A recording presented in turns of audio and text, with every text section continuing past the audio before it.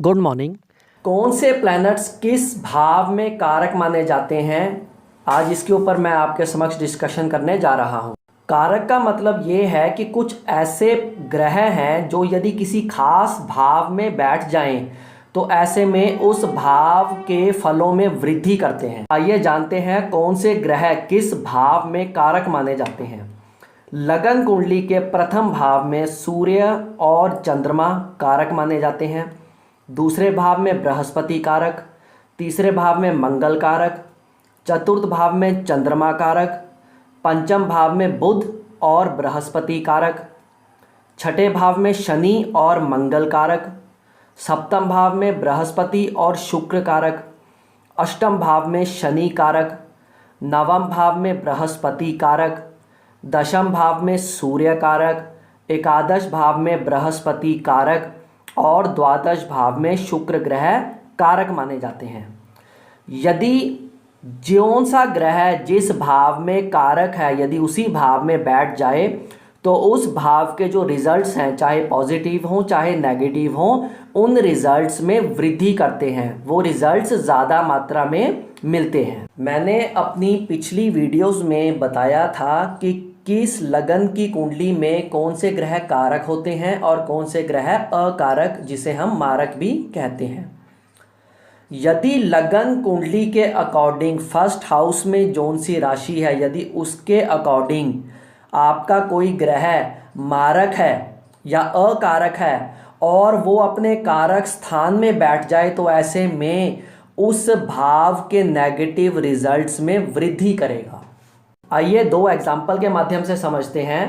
दो लगन की कुंडलियां ली हैं जिसमें दोनों में कन्या लगन है और कन्या लगन में शनि ग्रह कारक माना जाता है क्योंकि शनि ग्रह पंचम और छठे भाव दोनों का स्वामी है। त्रिकोण का स्वामी होने के कारण शनि ग्रह कारक हो जाता है कन्या लगन की कुंडली में। शनि ग्रह यदि कन्या लगन की कुंडली में अष्टम भाव में विराजमान हो तो अष्टम भाव में शनि कारक होता है क्योंकि वो कारक भाव है शनि ग्रह का। तो ऐसे में कुंडली के अकॉर्डिंग शनि ग्रह कारक भी है, बेनिफिक भी है और वो अपने कारक भाव में बैठ गया है, इसलिए अष्टम भाव के नेगेटिव रिजल्ट्स में कमी करेगा और पॉजिटिव रिजल्ट्स में वृद्धि करेगा। जैसे कि शनि ऑब्स्टेकल्स में कमी करेगा और व्यक्ति की जो आयु है उसमें वृद्धि करेगा। आकस्मिक धन लाभ भी व्यक्ति को दिलवाएगा। इसी के साथ कन्या लगन की कुंडली में मंगल ग्रह अकारक माने जाते हैं, मैलेफिक माने जाते हैं। और यदि मान लीजिए मंगल ग्रह छठे भाव में विराजमान है कन्या लगन की कुंडली में, तो मंगल क्योंकि अपने कारक भाव में ही बैठे हैं लेकिन कुंडली के अकॉर्डिंग वो मैलेफिक हैं, अकारक हैं या उसे मारक भी कह सकते हैं। तो ऐसे में छठे भाव में मंगल के बैठने से छठे भाव के नेगेटिव रिजल्ट्स में वृद्धि होगी और पॉजिटिव रिजल्ट्स में कमी आएगी। मंगल यहाँ बैठकर शत्रुओं से प्रॉब्लम्स का सामना करना पड़ेगा, रोग ज़्यादा आ सकते हैं, विदेश यात्रा करने से नुकसान उठाना पड़ सकता है।